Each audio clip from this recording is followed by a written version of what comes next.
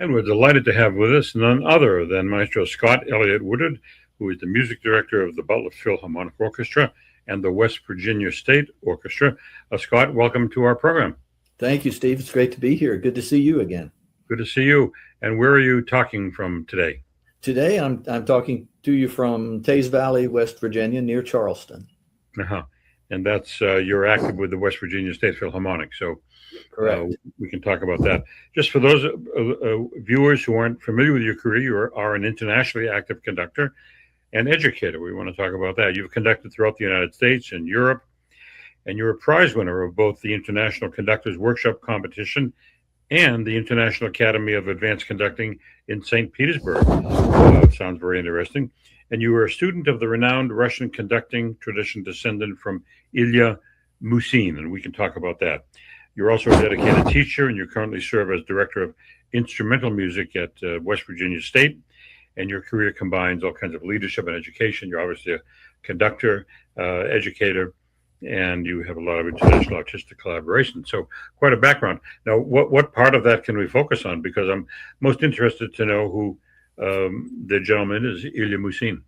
Ilya Musin. I'm so thrilled that you asked about him. I loved any opportunity I have to talk about Musin. I was very fortunate, and to give you a little background, I was very fortunate to be able to take part in a workshop and competition here in the United States, in Georgia, near Atlanta, many years ago, 25 or more years ago. And there were students there of Musin who had been the conducting pedagogue at the Leningrad Conservatory from 1933 until 1999. For 66 years, he taught in the same classroom. And he was the teacher of such luminaries as Rudolf Barshai, Yuri Timirkanov, Valery Gergiev. Those were all students of Musin over that long storied career that he had. And I had the opportunity to study with some of those students in Georgia. And because of that, I had a little bit of success there, as you mentioned. And because of that, I was invited to come to St. Petersburg and continue that study there with conductors and teachers from the Conservatory and the Mariinsky Theater. So Musin's, I feel a little bit like a musical grandchild of Musin. I wish that I had been able to study with him directly, but unfortunately he passed shortly before I became, aware of him and became aware of that style of conducting and the school of thought, and really became immersed in it. So I had the privilege to study with his students. Well, what was special about Ilya Musin? Musin was a very interesting character. In fact, if you have any interest in reading a dissertation, which very few people do, by the way, but my dissertation is on Musin and that entire Leningrad school of thought in conducting. And the thing that sets Musin aside, I think, and that school of thought in conducting, is that it's all about natural body movement. It's not as much about technique as some other schools of thought, like Saito, for example, or things like that. It's more about the idea of taking and giving sound, and that relationship between conductor and orchestra, natural body movements that musicians do every day. If I pick something up and hand it to you, for instance, a salt shaker off the table, you say, "Pass me the salt," and I pick it up. My musculature works in a particular way. And so if I want to pick up sound that is light and airy, I do it in a certain way. And you understand that because you've picked up things that are light and you've handed them across, and you've taken and you've given.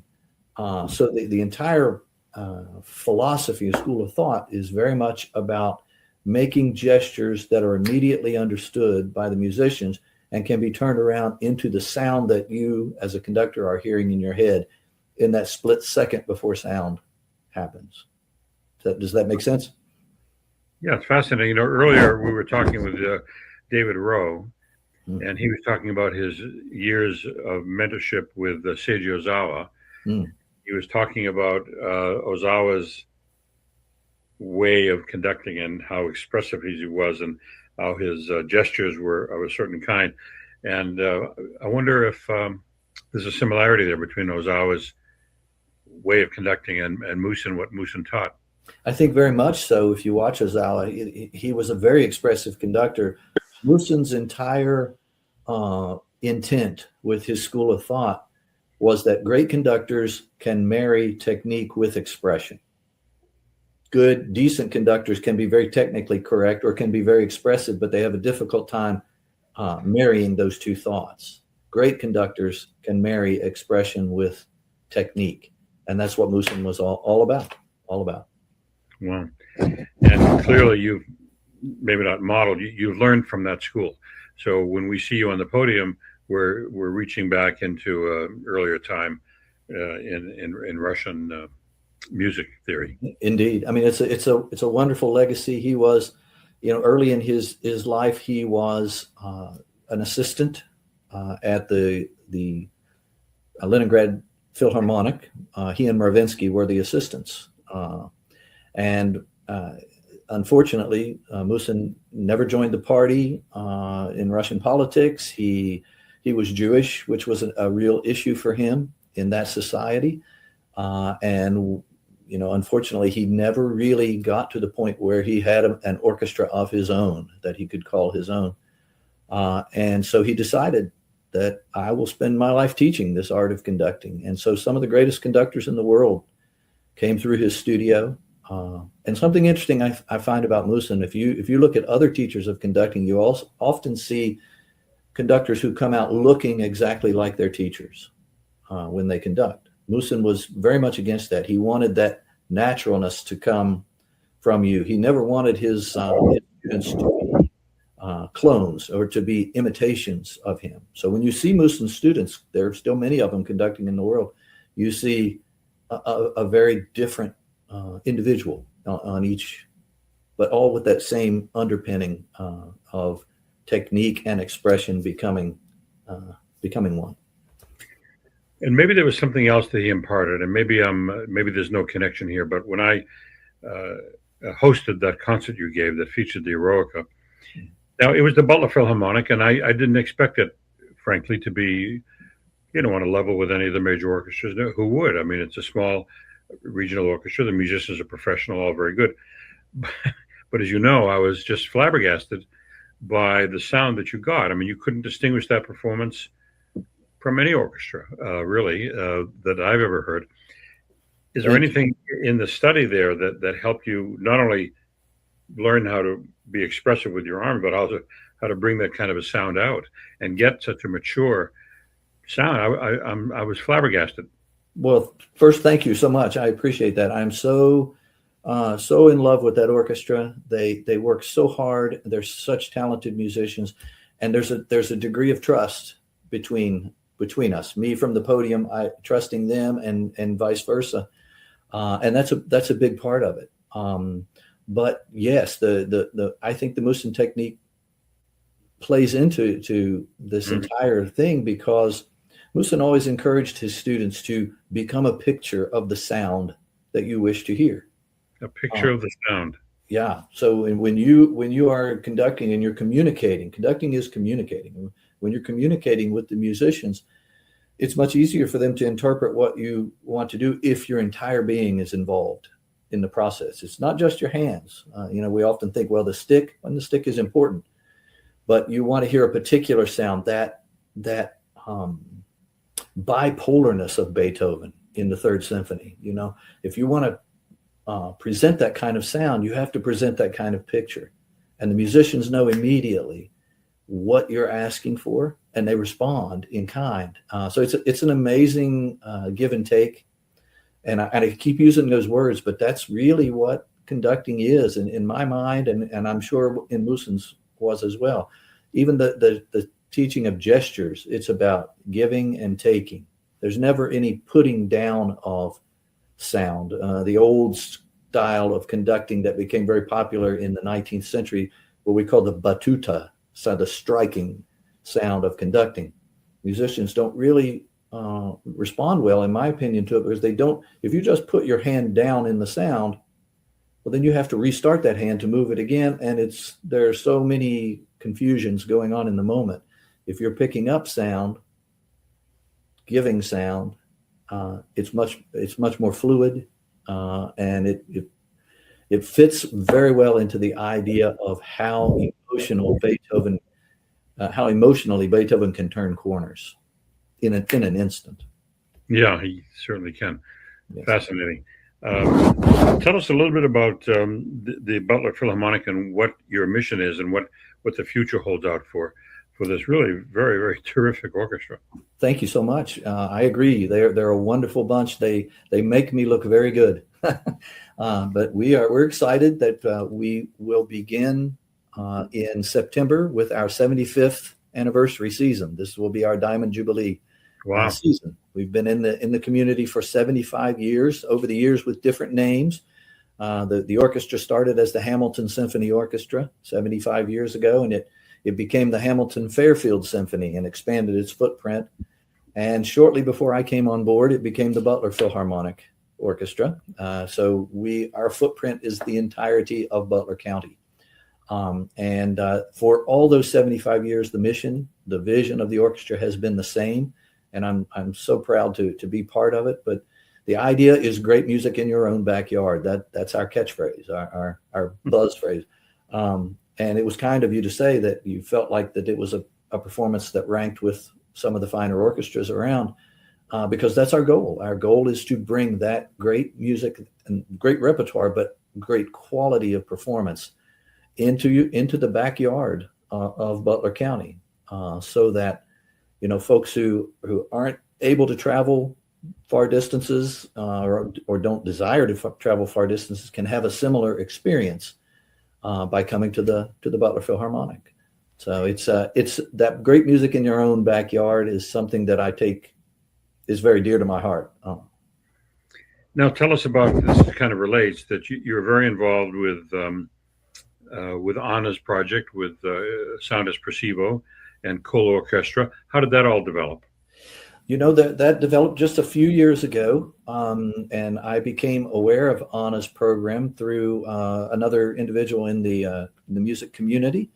And it has been, first I have to say thank you to Anna and to Sound Espressivo, Cole Orchestra, everybody involved for having us as a member or as a participant in it. It's been a wonderful experience. We've done several concert broadcasts. As you said, we did our Eroica concert with you there hosting. It was wonderful. And the year before, I think we did Scheherazade as a broadcast concert. And on those concerts, we're really privileged to utilize soloists from Cole Orchestra competitions. Some of these young soloists, you were there and heard Calliope Smith, for example, the violinist. We did Zigeunerweizen together, and Kate Lee, and we did the Schumann Piano Concerto No. 1. These are top-notch soloists who come so prepared. And what I've found with these soloists is they're so eager to work together. They're so eager to collaborate. They're sweet in personality, and it's just been a great experience all around. I can't just say artistically; it's been wonderful artistically, but I have made friends through my association with Sound Espressivo that I feel very strongly for, and so I'm just very happy, and we have great plans to keep this partnership alive. Well, that leads me to my next question. You've been involved with some recording projects with the Butler Phil. So not only has Sound Espressivo broadcast some of your live concerts, apparently you've been involved in some recording sessions. How many recordings have you made, and what does the future look like?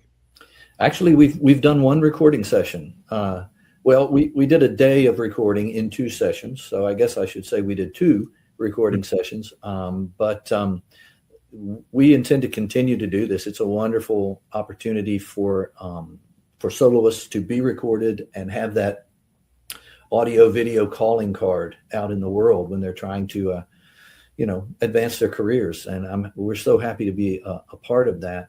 In addition to that, we recorded a great deal that day of new music, composers who need a recording of their. It's one of the most difficult things in my mind for composers in today's world is to find someone to play your music, to record your music, and to have that legacy continue. And so we were able to record several. I can't even remember how many, but several pieces by new composers. And shortly before this interview, Anna sent me the link to hear the files, and I haven't heard them yet. So I'm so excited I know what my evening is going to be now. I'm going to be listening to all those recordings. But we intend to continue doing that. It's a wonderful experience for the orchestra. And it's great to have our name and our brand carried alongside these great performers and composers. You recall the names of any of the composers that you've recorded? Oh, goodness. Let's see. Sometimes it can be hard to remember. There's so many things swirling around. That's okay. Yeah. Well, there were composers from all over the world. We did a British composer. Oh, goodness. As soon as we hang up, I'll remember all their names. But we did several pieces. One that sticks in my mind is a piece called Escher's Staircase. And I believe you are interviewing the composer today. I think so. Maybe a little later in the day. Maybe later, yeah. Wonderful piece. And the orchestra just ate it up, as they say. And I haven't heard it, but I feel like the recording is going to be magnificent. I'm sure. Well, it's so important to record new music because the only way the art form will grow and continue to thrive.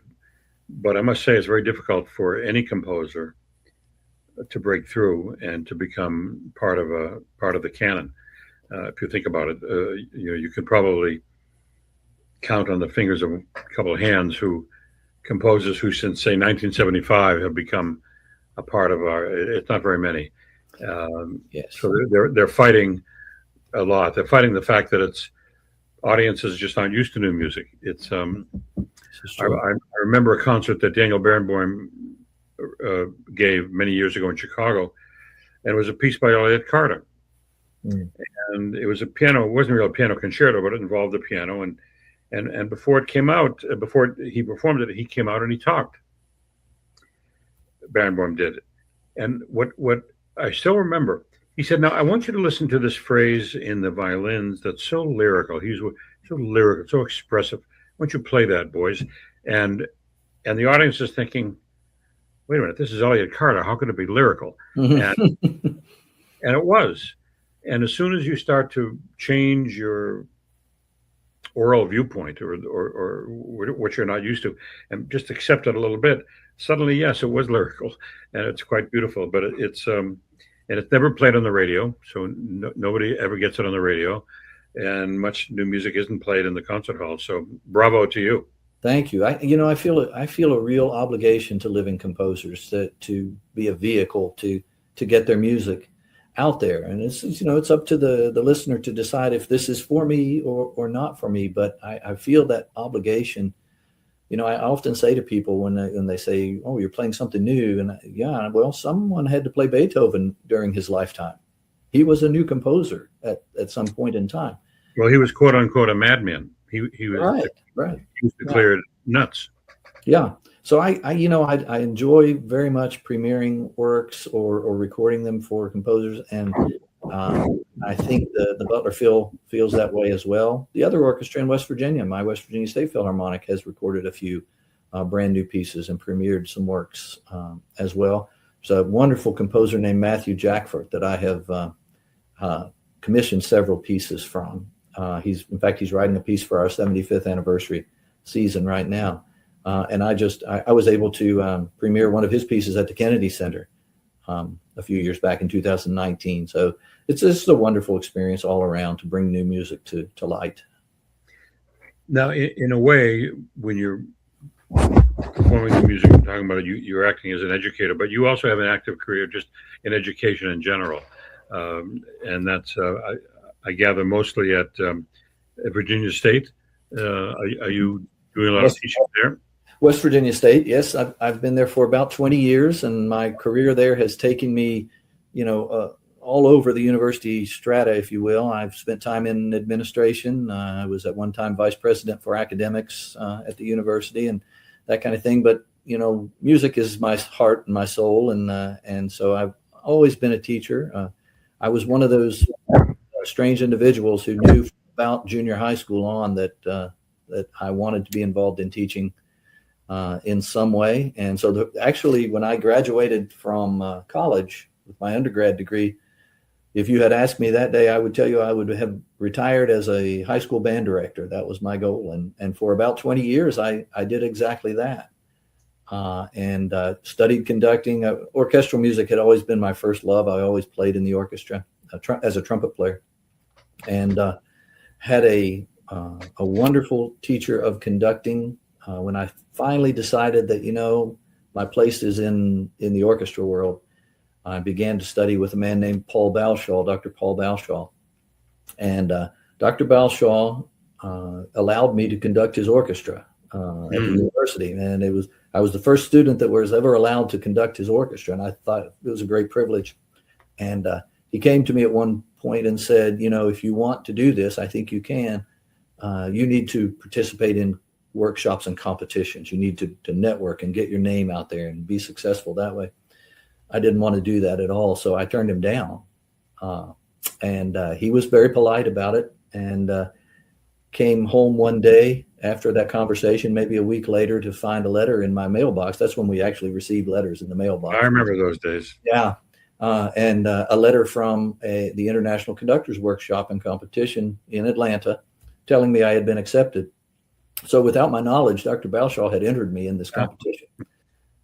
And so when I went to ask him about it, I took the letter and I said, what's happening here? And he said, well, I saw something you didn't. And the rest, as they say, is history. That competition got me to Russia, really changed the trajectory of my career. That's really wonderful. My career path was going to be a high school band director. Really? Yeah, the only difference between you and me, though, is that I had no talent whatsoever. So I went into radio. I'm sure that's not the case. Well, yes, a lot of high school students don't know what they missed. They're very fortunate about that. So Indeed. Tell me about some of your future plans and activities as we wrap up our wonderful conversation. Well, we, as I said earlier, we're getting ready to start our 75th anniversary season. Right. And we're very excited that our opening concert will be an outdoor concert. We're going to do a live orchestra to film version of Encanto, Disney's Encanto. Large riverfront park in Hamilton. So we're expecting thousands and thousands of people to be there for that. We will, like most orchestras, do an America 250 celebration concert outside. Beautiful place in Hamilton called Pyramid Hill, which is a wonderful sculpture park with a nice pavilion. And then we start our indoor season. I'm excited that we will open the season with Mahler 1. That will be our big signature piece. We're also opening the season with a dear friend who's coming from Los Angeles to perform with us, Victoria Vols, and she'll be doing the Rhapsody in Blue. Across the season, if you follow the arc all the way to the end, we're going to close the season with a brand new piece by Peter Boyer entitled Rhapsody in Red, White, and Blue.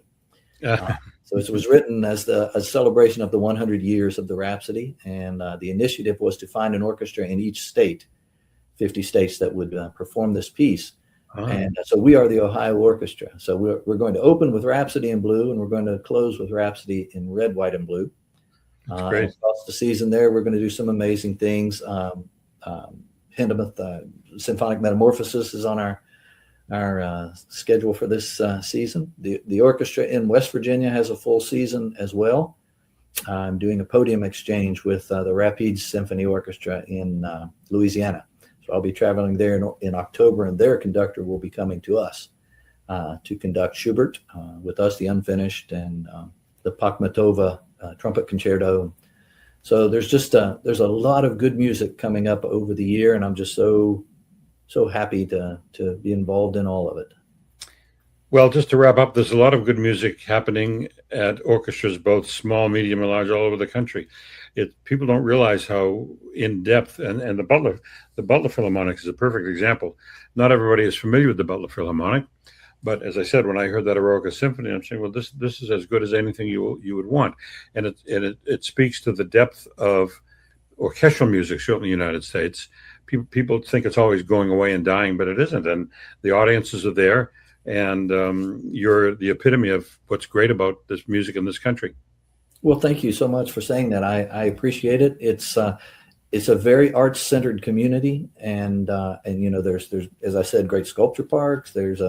It's just a wonderful arts alive kind of community, and they've been very supportive of the orchestra. And the orchestra in kind, I think, has been very supportive of the community. We're not only doing those traditional type concerts, we're really trying to lure in a younger audience with things like this film that we're doing. We do a silent film every October at an old opera house. Last year we did Phantom of the Opera, and we do a scary movie, if you will, each October at the Swerg Opera House. And if we can lure in that younger audience there, and then give them a taste of Beethoven and give them a taste of Tchaikovsky, this is how we build the audience of tomorrow. And so far, I think we've been really successful at doing so, and I hope we can certainly continue. Well, good luck with the gala. When is the gala? What's the date of the gala? Are you talking about the 75th? Well, that's the entire season is the 75th season. We'll open on October 20. Let's see, inside when we do Mahler 1, we'll open on October 24th at Parish Auditorium in Hamilton. So if any of your viewers are in the area and want to come hear that, it will not disappoint. Our orchestra they're so excited about doing Mahler that I promise you it will not disappoint. And Victoria is an amazing performer. We did Beethoven 3 together during the pandemic with no audience. We recorded it. It's still out there on YouTube for folks to go hear. It was an amazing version of Beethoven 3 with her at the piano. So her Gershwin will be stellar. Great. Well, good luck with everything you're doing, and thanks for giving us your time this afternoon. Thank you, Steve. It's great talking to you again, and I hope we can chat again very soon. Thank you, Scott. All right. Take care.